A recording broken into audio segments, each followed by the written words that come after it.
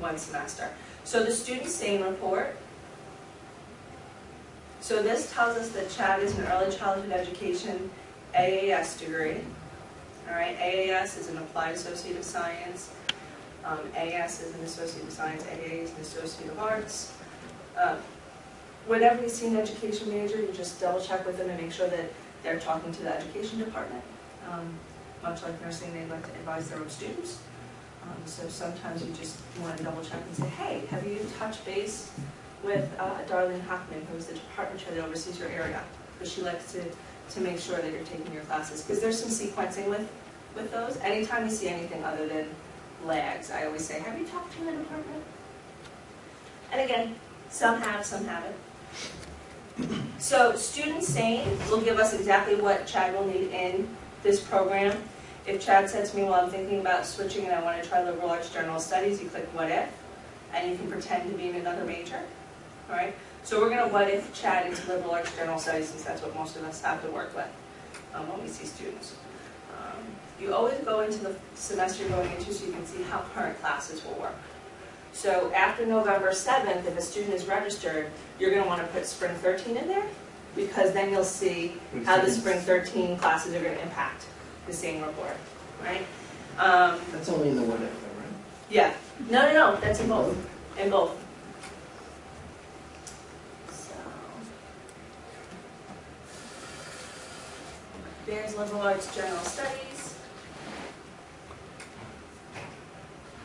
So right now it's still fall 12 because we haven't hit the magic date yet for priority. So this gives us when he entered, the evaluation term, and the exact date. Chad doesn't have a cumulative GPA or a program GPA yet. The students often ask us what GPA matters when you transfer, and the answer is cumulative. And so if they ask you that question, the cumulative is the one that we're working towards. When you're dealing with a student who's on probation, it's cumulative that we're working on as well. So this next piece, these gives us everything required that Chad has taken. IP is in progress, it'll turn into a grade. If Chad ever takes a class that doesn't count in degree, it'll come up in other courses taken. If he ever withdraws or fails, it comes up over here. Currently taking 2012-09, so 09 is the code for fall, 01 is January for winter, and 02 is spring for February, 06 is June for summer. So if you ever need to know that, you can. In terms of what's most important here, financially eligible, yes. And again, it's never your responsibility to know if a class is financially eligible, it's the student's responsibility. So the student, if they have a question, should go to a counselor or financial aid office to make sure a financial aid question is answered accurately. That is never the expectation of a faculty member. But the quickest way for a student to check is yes, right there. And if one of those says no, you may figure out pretty quickly what it is, and if you don't, you tell them, I'm sorry, this is something beyond my scope, please go see a counselor. That's all. You know, we have open door hours every day, they can make an appointment, they can come see us, but those are very nice to see.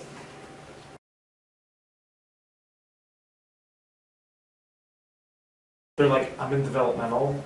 Yeah, you've been in these classes all semester. You know, they really don't count towards your degree, but you need to take them before you can get into the other classes that you actually need for your degree, and sometimes they are unaware of that. And I'm like, oh, you've not been told this. So I always make it clear that, and I always say, how are you doing in those classes? That's usually my approach. This is a pre-college class. Your academic skills are not where we need them to be for you to take an English 101. So you're doing this class, which has no college credit, but you have to take so that you're prepared to do English 101. And then if they ask why, I always have a conversation and say, let's talk about how many papers you wrote. How comfortable are you with writing? Do you see why this might make sense for you? And usually if you have a conversation that involves talking about them doing work in English or reading or math, they tend to say, oh, that does make sense.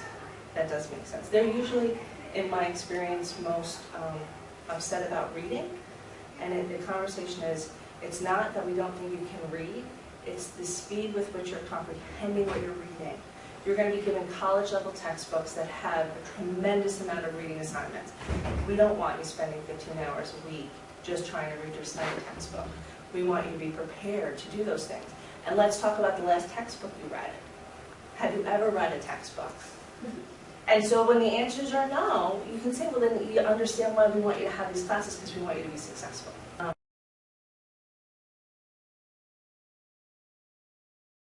So your curriculum notes is a little cheat sheet back to...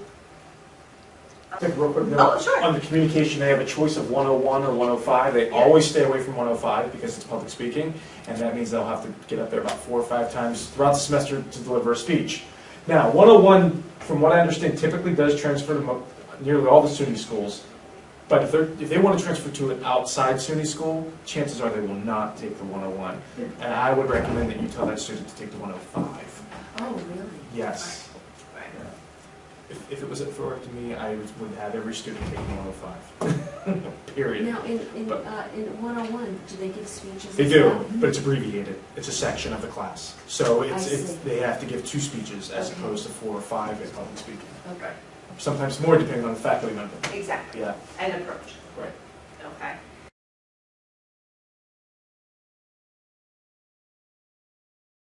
But this is a nice, if students are talking about, when you have a conversation with a student who says, well, I want to take only 12 credits. That is absolutely fine for full-time status purposes, but then let's talk about how long it will take you to graduate. Well, whatever. I don't know. Okay. What we tend to suggest for most of our students is to pick from this general list, based on placements, assuming they're in all college level, but we will suggest that they pull one out Oh, good. and do a winter or summer class, because we want them to get comfortable with the college first. So if they're asking me as a counselor, what would I recommend? I don't tend to recommend more than 15 credits in your first semester. So under courses needed, that gives you the list of all the other courses that a student would need. Dante, did I miss anything from your perspective in terms of this information here doesn't change, right? So area, liberal arts, general studies required 12 credits, 4 courses must be taken. This part never changes. It's this piece underneath, that's the part that's interactive. So when Chad here takes English 102, this won't show up here, but this will still say 4. So we can see really where some mistakes are made.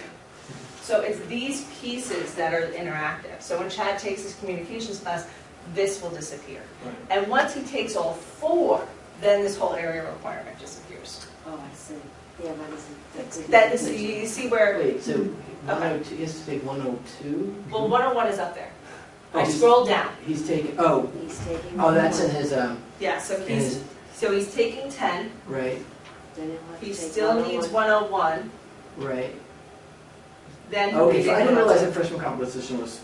It's on its own area. up here, Yeah. yeah. It's on its I've own. never seen that before. But the blues will disappear. The blues Right. disappear. So Once when it- when he, so freshman composition, but then he has to take, that's a has to take, Yes. and that's a, you could take any one of these. Must take blues. Right, and then see how it But has a a, combination. yeah, But see he how, has to take Ian, so Right, it's a has this- to take, that's a, you have to take, but any one of those. right, this is, you have no choice, it's ENG 102. So This let says- us have no right. choice. Here are some choices. Right, if it says And they'll all R, disappear as he takes them. And then Exactly. when they're all done, the category will disappear. exactly. R's required, right? Hmm? Is R R required? means required, so R, Right. or, yeah, so it's a required communication, which one does it mean? They click on it and you're gonna see 101 and 105, Oh, this is so much better than the old one. okay? So Okay. there's 101 and 105. Yeah. You're a Yeah, math it gets- teacher, you don't know what that means, you click on the class, And it tells you. and it gives them the description. That's great. You click on the class again, and if there was a pre-req, it would come up. It's a lot of clicking though. That's the Well, only this thing. part, it gets a little more confusing. This is where I always get in trouble is like, in like the places where you have like, if you, I guess scroll down. Keep going. There, right there is where I have this is where things get messy. And when we see students, they're starting this part already, so it's like. Right, and this is the scariest list of the college. Right. Right, and I tell students, what, you didn't want to take every single one of those courses? Well, right, but you only have to take one of them. They also Right. have Right, and the But reason, there's so many of them.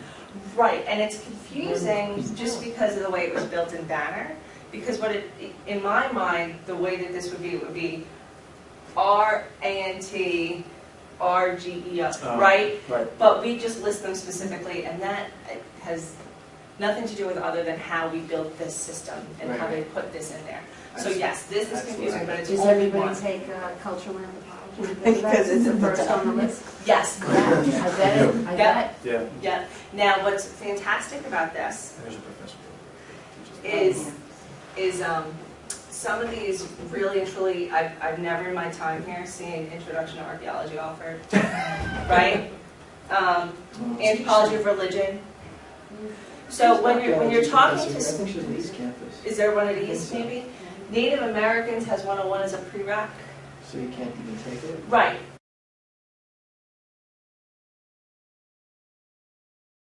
In terms of structure, my approach is pick out a bunch of classes, don't worry about days and times yet, and then come back and you're going to tell me where you believe this fits in your SAIN report, and we're going to make sure you're right. So they pick the science fiction, and they believe it's going to fulfill the English elective. And then we just go back and show them, yes, you were right, that's what I it know. is. Yes.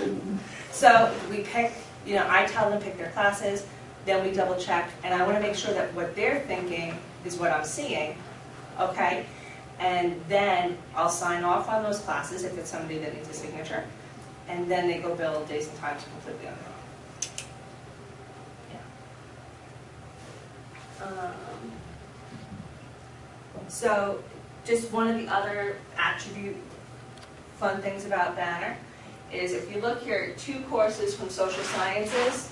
So let's say the student, Chad here, takes Psych 101 next semester. This is going to go down to 3, right? So we base everything as if it's 3 credits. Is everything 3 credits? No. Which is why I said it's a credit, not, So you can see where some of the confusion comes in sometimes. So what's going to happen is, for their math science elective, it says 6 credits here. But they are a fantastic math student, and they are going to take Math 125, because they've taken Math 124. This is going to say 2. My analytical math student is going to try and find a 2-credit math or science class that does not exist. Which is why when you look at the bottom of this, there's a range in terms of how many credits you're going to graduate from. It's because this entire thing was built as if every one of our classes is 3 credits, and they're not.